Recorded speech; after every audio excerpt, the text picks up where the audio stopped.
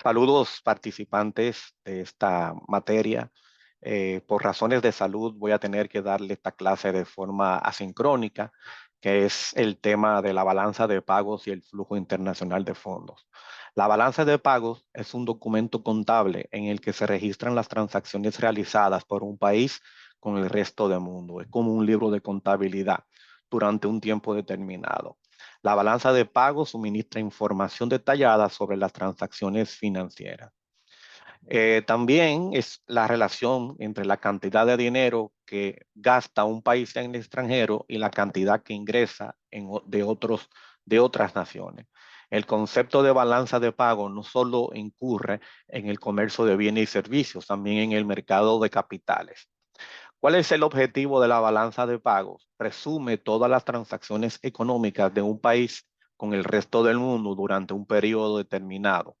La balanza de pago también informa al gobierno sobre la posición financiera internacional del país. ¿Para qué sirve?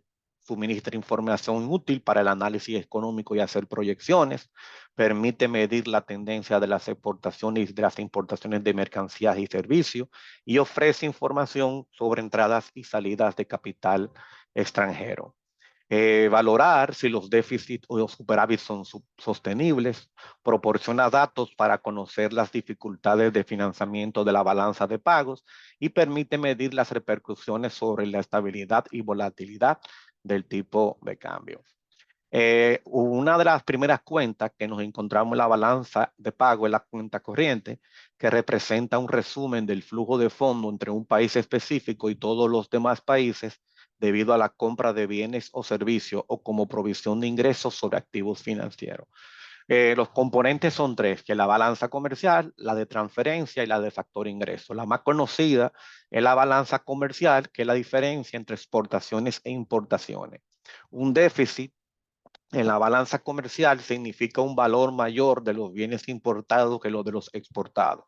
Un superávit refleja un mayor valor de los bienes exportados que de los importados. El factor ingreso es el pago de intereses recibidos por los inversionistas por las inversiones que se hacen en el extranjero.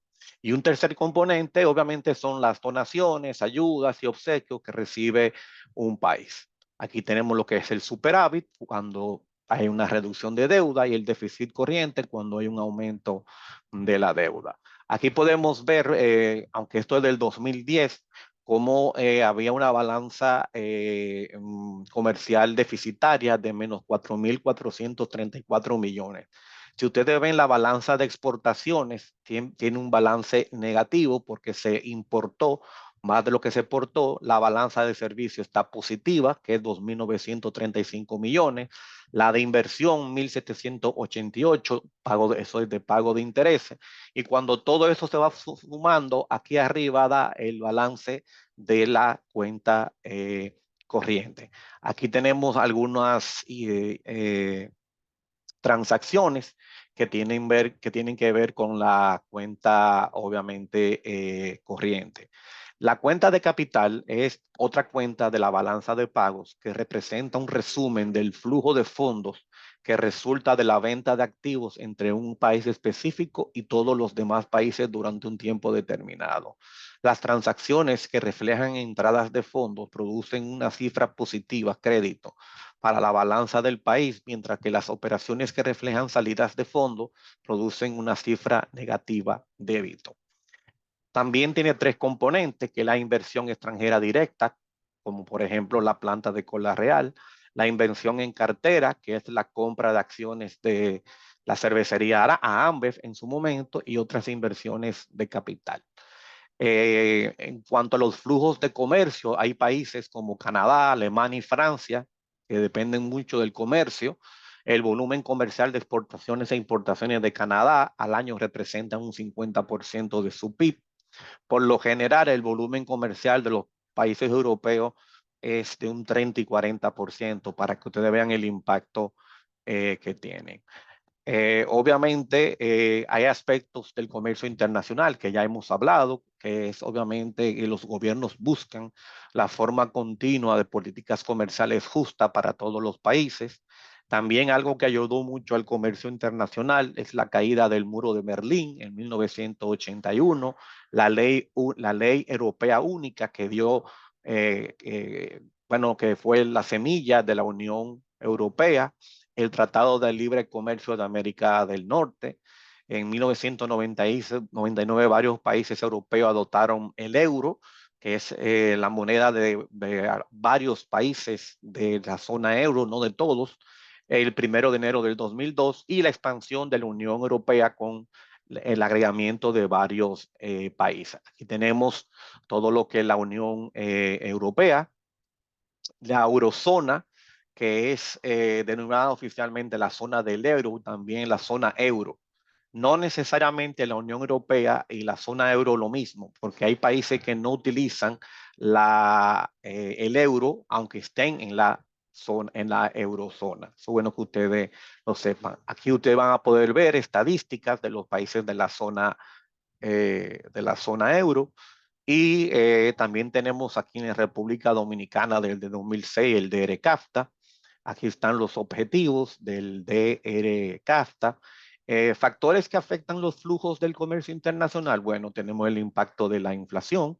Si la tasa de inflación de un país aumenta con relación a los países con los que tiene operaciones comerciales, se espera que su cuenta corriente disminuya siempre y cuando todo lo demás permanezca igual. El ingreso nacional, si el ingreso nacional aumenta en un porcentaje mayor que en otros países, pues se espera que su cuenta corriente disminuya siempre y cuando todo lo demás se mantenga igual. También el subsidio para los exportadores y el impacto del tipo de cambio que ya lo hemos hablado. ¿Cómo corregir el déficit de la balanza comercial? Creando políticas para el aumento de la demanda extranjera de bienes y servicios de un país.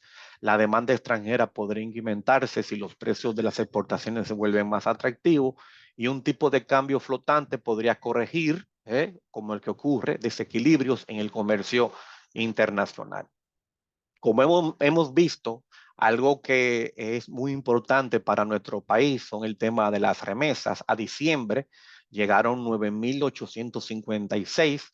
Esto fue una pequeña caída con relación al 2021, bueno, con el tema de la pandemia, que había mucha ayuda, que era de 10.402 millones. Aquí podemos ver las remesas recibidas en el mes de enero. Este mes de enero pasado fue el mes de enero que más se recibió remesas. El 83% vienen de Estados Unidos y un 7% prácticamente de España. El 35.4% llegan al Distrito Nacional, un 14% a Santiago y el resto de la región norte un 12.8%. O sea que prácticamente el Distrito Nacional y la provincia de Santo Domingo se llevan la mayoría de las remesas. Un dato que tal vez a las mujeres no les va a gustar, que es que el sexo masculino recibe un 53.5 y el femenino un 46.5.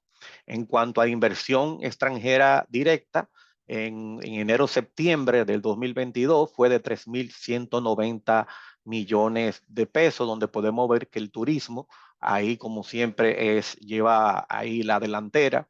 Y obviamente de los países que recibimos inversión, prácticamente está Estados Unidos, está España, México, las Islas Vírgenes y el resto. O sea que tenemos un conglomerado de países, básicamente de Estados Unidos, España, Canadá y México, y de que recibimos mucha inversión básicamente del área de turismo.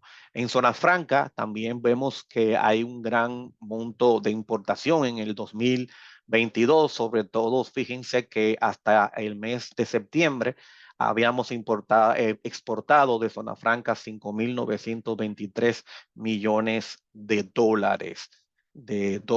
O sea que, y creo que terminamos el año por encima de ese monto. Ahí están los datos finales del año 2022 para que ustedes lo puedan disfrutar. Nada, chicas, hay una tareita ahí final para que lo vayan haciendo.